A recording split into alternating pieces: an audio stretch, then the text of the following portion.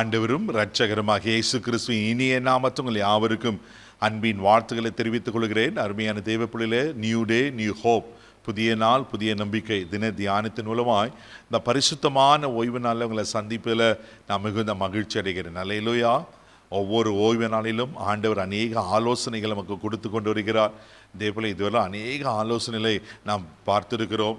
இன்றைக்கு கூட இந்த பரிசுத்தமான ஓய்வு நாளுக்கு ஆண்டவர் கொடுக்கிற ஆலோசனை என்ன வாசிக்க கேட்போம். லேவியராகும் புஸ்தகம் 19ஆம் அதிகாரம் 31வது வசனங்களை வாசிப்போம். அஞ்சனம் பார்க்கிறவர்களை நாடி குறி சொல்லுகிறவர்களை தேடாதிருங்கள், அவர்களாலே தீட்டுப்பட வேண்டாம், நான் உங்கள் தேவனாகிய கர்த்தர். ஹல்லேலூயா, ஆமென். பாருங்க, எவ்வளோ ரொம்ப ஸ்ட்ரிக்டா ஆண்டவருங்க சொல்ற மாதிரி இருக்குல்ல.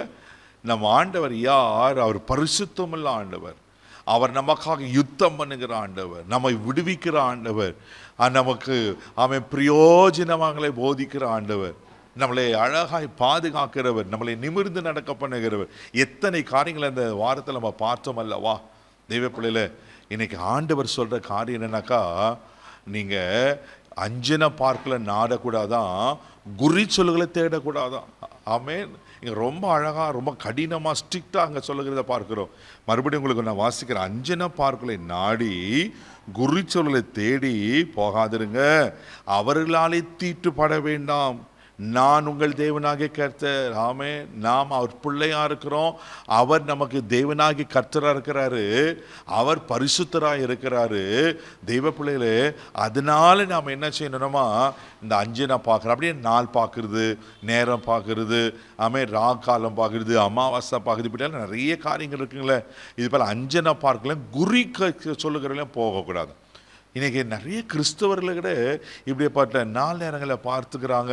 அது மாத்திரமா குறி கேட்க போகிறாங்க. தெய்வ பிள்ளைகள் அதெல்லாம் தவறான காரியம். ரொம்ப இங்கே ஆண்டு அழகாக சொல்லிக்கு நான் பார்க்குறோம். ஆமேன்.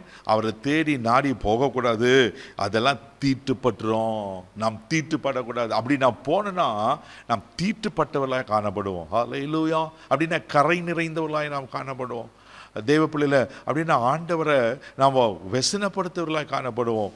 அதனால தான் இங்கே சொல்லப்பட்டது, அவர்களால் இங்கே தீட்டுப்படாதுங்க, நான் உன் தேவனாகிய கர்த்தர். உனக்கு என்ன தேவை இருக்குது, உங்களுக்கு என்ன காரியங்கள் வேணும், ஆண்டவர் சமூகத்துக்கு போங்க, ஆண்டவர்களை கேளுங்க, அவர் அழகாக எங்களுக்கு வெளிப்படுத்துகிற தேவனாக இருக்கிறார். ஆமென். சகரியாவின் புஸ்தகம் 10ஆம் அதிகாரம் 2வது வசனம் கூட வாசிக்கும் போது இங்க சக்கரியா தீர்க்கதரிசி இப்படியா சொல்லுகிறார், வாசிக்க கேட்போம். சொருபங்கள் அபத்தமானதை சொல்லிற்று, குறி சொல்லுகிறவர்கள் பொய்யை தரித்தார்கள், சொப்பனக்காரர்கள் வீணானதை சொல்லி வியர்த்த தோற்றவும் பண்ணினார்கள்.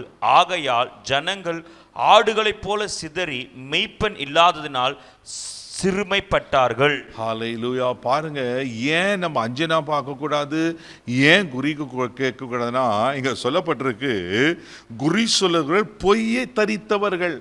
தேவ பிள்ளைகளாங்க தவறான காரியத்தை பொய்யானதை சொல்றாங்க, அசுத்த ஆவியை சொல்லுகிறத சொல்லுகிறாங்க.